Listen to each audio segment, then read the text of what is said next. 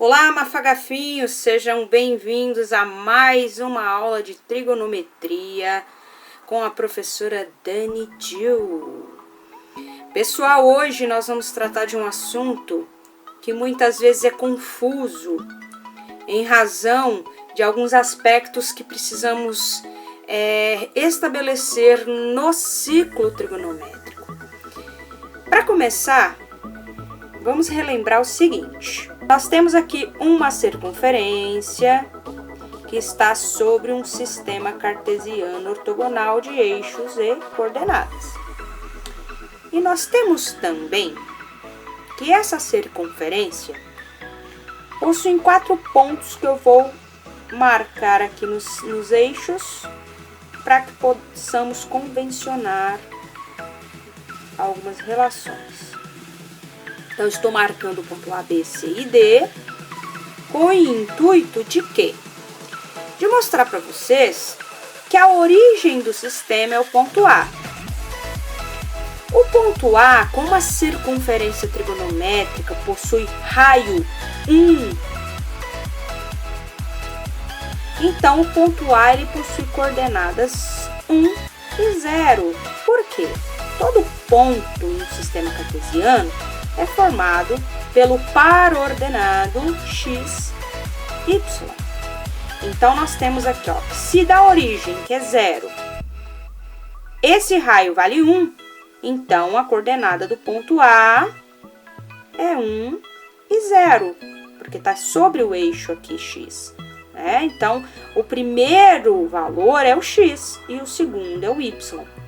Da mesma forma, então, podemos estabelecer que aqui vale 1, que aqui também vale 1, que aqui vale menos 1, né? Dentro dos números inteiros nós temos os positivos e negativos, que esse é o primeiro quadrante, que esse é o segundo quadrante, o terceiro quadrante e o quarto quadrante. Então, desta mesma maneira, podemos estabelecer que a coordenada do ponto B é marcado em y, 0 e 1. A coordenada do ponto C, marcado em x, menos 1 e 0.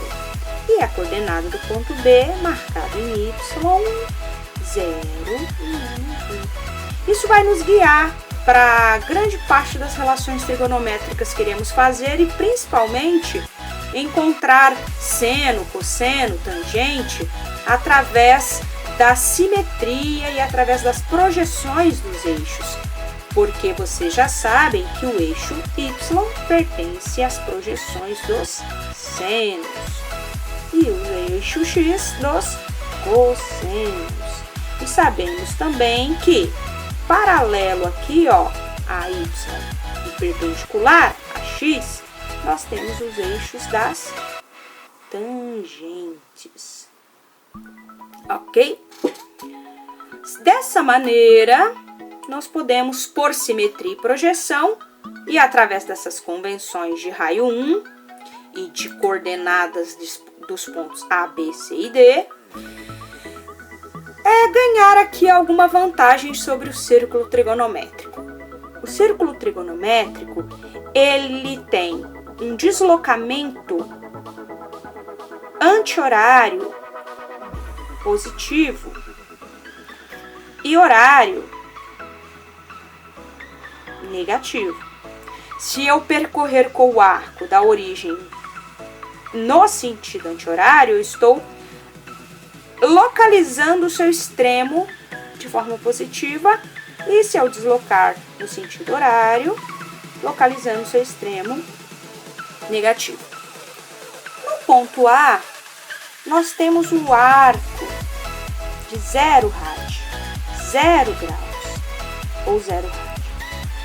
No ponto B, nós temos o arco de π sobre 2, né, ou 90 graus, o ângulo de 90 graus. No ponto C, nós temos o arco π, ou o ângulo de 180 graus. E no ponto D, nós temos o arco 3π sobre 2, ou o ângulo de 270 graus.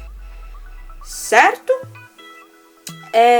E aí nós sabemos que no primeiro quadrante nós temos os ângulos que vão de 0 a 90, né? Chamados de ângulos agudos.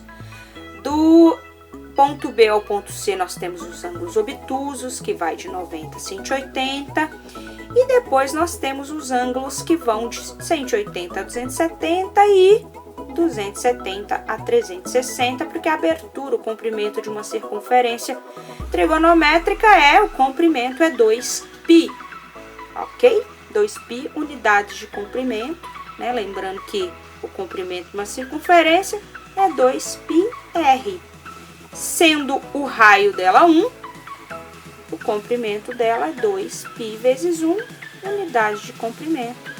Então, nós temos aqui também uma questão interessante para a gente debater. Lembrando, gente, que o π nada mais é do que o comprimento da circunferência sobre o seu diâmetro, né? O valor do π é estabelecido desta maneira.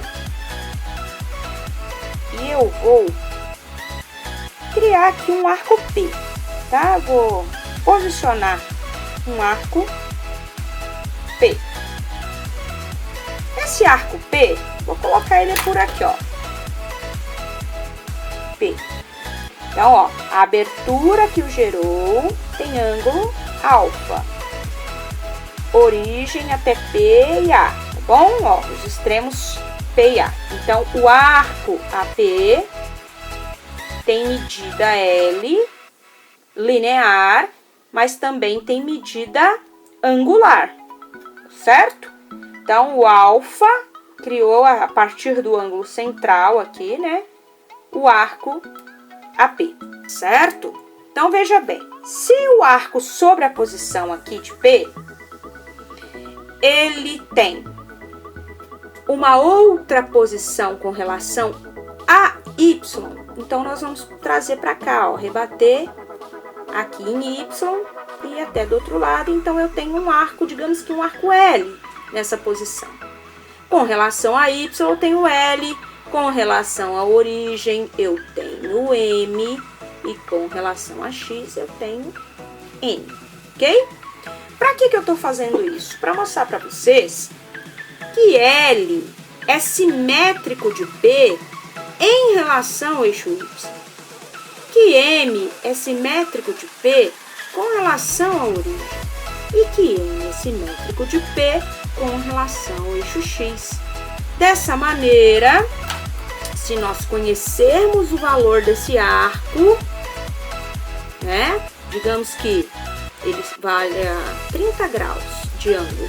Automaticamente o arco dele é de π sobre 6, perfeito?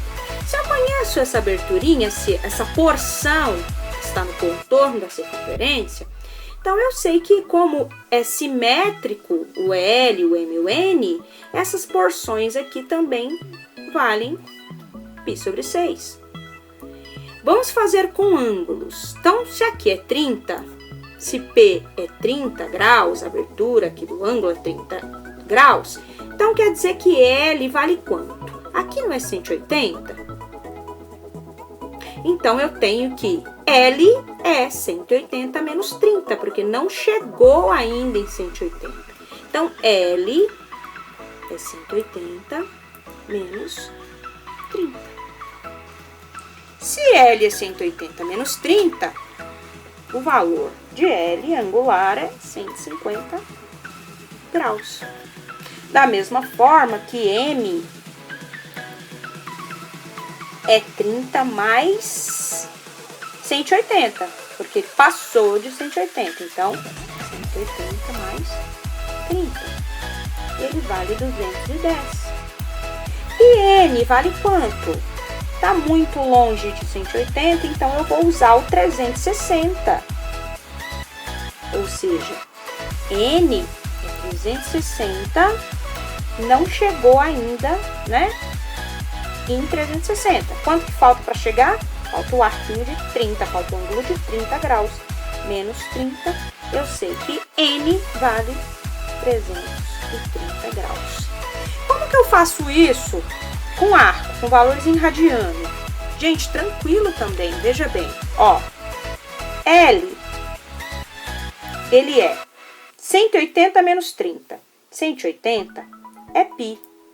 30 é π sobre 6. Ele não chegou em π, então falta π sobre 6. Olha que técnica extremamente interessante. Quem quiser fazer MMC faz, né? Mas olha só.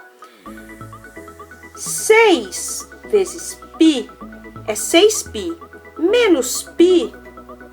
6π menos π é 5π e você repete o denominador. Então, quer dizer que 150 graus equivale em radiano a 5π sobre 6. Da mesma forma que m é π, né? 180 mais 30, π mais 30, que é π sobre 6. Então, eu tenho o quê? 6 vezes π, 6π. 6π mais π, 7π sobre 6. Então, quer dizer que 210 é equivalente a 7π sobre 6 em radiano. E n é 360 menos 30. Então, ó, 360 equivale a 2π. Menos 30, que é o arquinho aqui, AP. Então, não chegou em 360, menos π sobre 6. Mesma técnica. 6 vezes 2 é 12π. 12π menos π, 11π sobre 6. Então, nós temos aqui em graus, em radianos. Porque graus é medida de ângulo, radiano é medida de arco. Ok? Bom, feito essa introdução, nós vamos para as localizações dos arcos e expressão geral do arco. Vem comigo, Mafagafé.